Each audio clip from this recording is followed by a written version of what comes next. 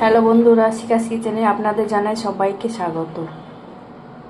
তো চলুন আজকে একটা নতুন রেসিপি বানাই, সেটা হলো তিল পটল। এখানে আমি পটল কেটে নিয়েছি, এই দেবো 4 পিস করে কেটে নিয়েছি। আর লাল তিল, পেঁয়াজ। এখানে আমি কড়াই বসিয়ে দিয়েছি, কড়াই গরম হয়ে গেছে। এবার আমি সরষের তেল দিয়ে দিচ্ছি।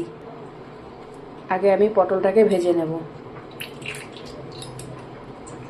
দেখো তেল গরম হয়ে গেছে, এবার আমি পটলগুলো দিয়ে দিচ্ছি।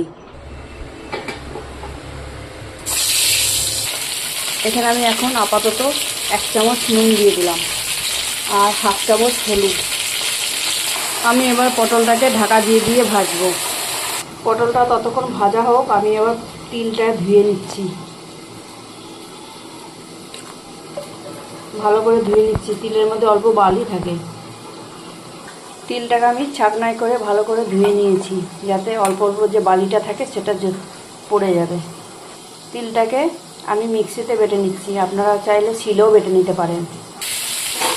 এখানে দেখুন পটলটা হালকা ভাজা হয়ে গেছে, আমি আর একটু ভাজা করব।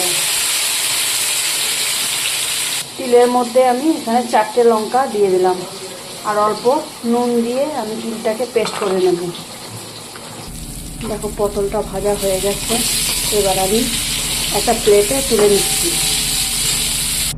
এবার পেঁয়াজটাকে দিয়ে দিলাম। এখানে আমার তিলটা বাটা হয়ে গেছে, দেখো একদম পেস্ট। পেঁয়াজটা ভাজা হয়ে গেছে, এবার আমি তিলটা দিয়ে দিলাম।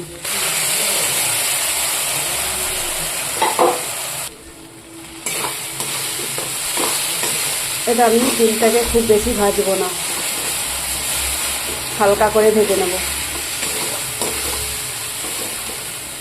তিলটা ভাজা হয়ে গেছে, এবার আমি এখানে অল্প চিনি দিয়ে দিচ্ছি আর ভেজে রাখা পটলটা দিয়ে দিলাম। এখানে আমি অল্প নুন দিয়ে দিলাম। হয়ে গেল তিল পটল রেডি। এবার আমি কড়াই থেকে একটা প্লেটে নামিয়ে নিচ্ছি। দেখুন তিল পটলটা রেডি হয়ে গেছে। একবার এইভাবে তিল পটল বানিয়ে দেখবেন, খুব ভালো লাগবে খেতে। Tata, by.